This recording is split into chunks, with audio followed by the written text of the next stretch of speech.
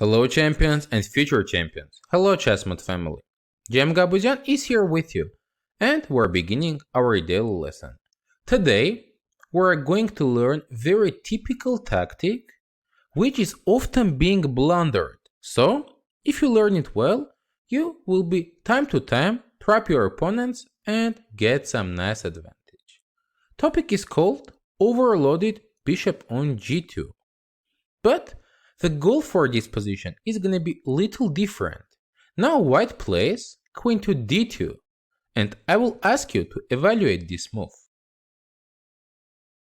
Because I think it can be a little difficult, let's for a moment change the position, see a little easier one, and then we're going back to this example. Here, in this position, white played h3. This was played in a real game. One more time, I will offer you to pause the video and think, how can black continue here? Let's notice that queen and white king are having perfect spots for the fork combination.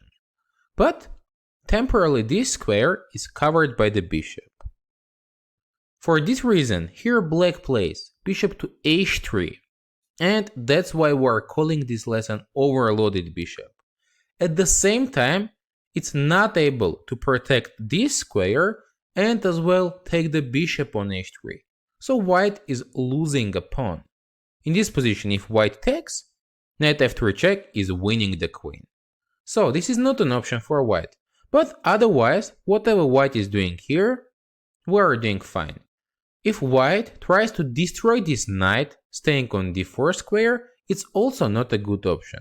After bishop takes d4, we're not taking this bishop back, since our bishop on h3 is hanging. But we're taking now on g2 with a tempo. Why is it a tempo? As we're attacking the rook on f1. And after white captures on g2, she takes d4. And now we're staying with a clear extra pawn and a good advantage.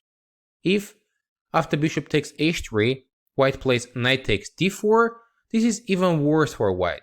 Here we have bishop takes g2, and only move for white now is knight to e6, to give away knight on e6 square. As otherwise, if after bishop g2, white plays king g2, we play c takes d4, and it's also attacking both of white pieces, so on top of a pawn, we're winning a piece. Here we learned that in some specific spots, bishop on g2 can be overloaded, and as you saw here, bishop h3 was winning a pawn. Now, after knowing all of this, let's go back and see the position we saw at the beginning. Now white plays queen to d2, and once again I'm going to ask your opinion about this move. This is not a good one.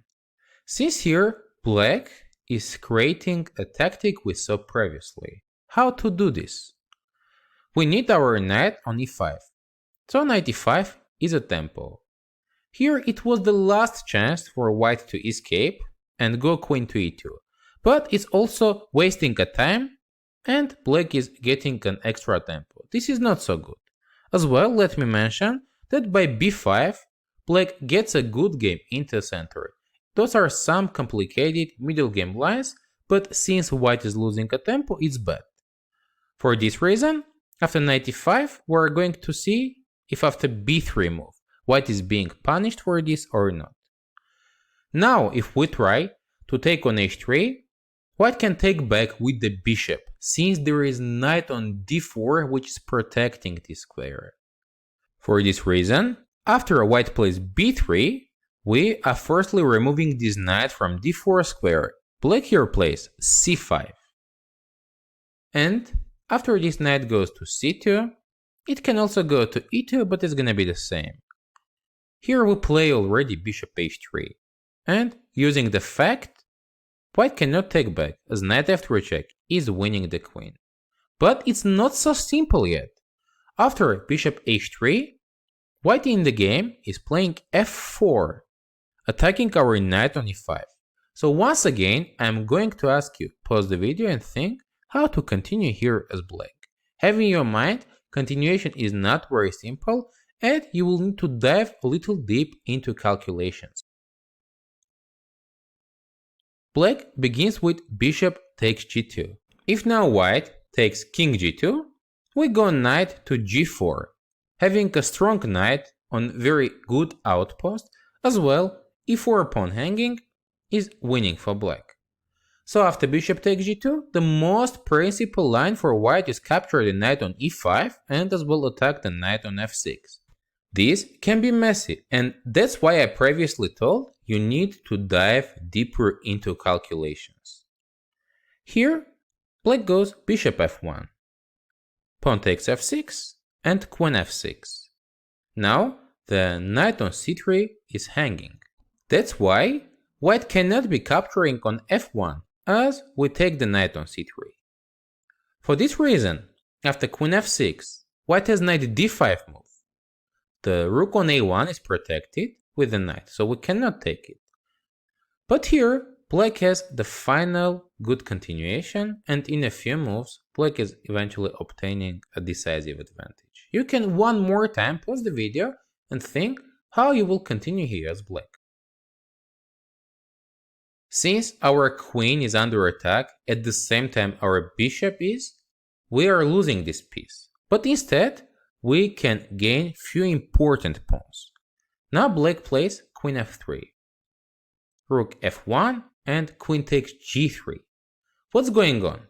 If here white goes king h1, we're winning with rook e4, followed by some rook h4 ideas. It's terrible for white. Would be reasonable with this weakened king to exchange the queens. But after queen g2 and exchanging the queens, we're winning the pawn on e4 as well. So now we have a rook and 1, 2, 3 and 4 pawns versus a pair of the knights. In some situations, pieces are better than the rook and the pawns, but this is not the case. First of all, we have too many pawns. Secondly, it's an endgame and black is going easily to push the pawns on the king side. In a different ways, 3 connected passed pawns are much more important than 2 pieces. That is the reason black position is absolutely winning now. All of this means that the beginning queen d2 is a bad decision for white. But either way, after knight e5, as I mentioned previously, queen e2 was a smarter choice. So here, after b5, black is having a nice play in the middle game. Also, what I would like to tell you one more time, guys, that when we're making our bishop h3 tactical option, we need to carefully check some defensive resources. For example, in this case, f4 move is a very concrete one. And before doing this tactic, we need to carefully check all the outcomes. Now, let's go ahead to the next position, which is going to be your homework in this topic. Since the position that I am planning to show you is happening right out of the opening, let me show you the concrete move order. e4 c5, knight f3 g6, d3 bishop g7. This is a possible scenario of Sicilian sidelines, which we are playing as black in our Chessmood courses. g3 knight c6, knight c3 d6. And after bishop e3 and e5 move, white can play queen d2. What's your homework? I'm asking you your opinion about the quality of queen d2 move, whether it's a good one or not, and as well the reasons. You can share your thoughts and ideas in the comments section below.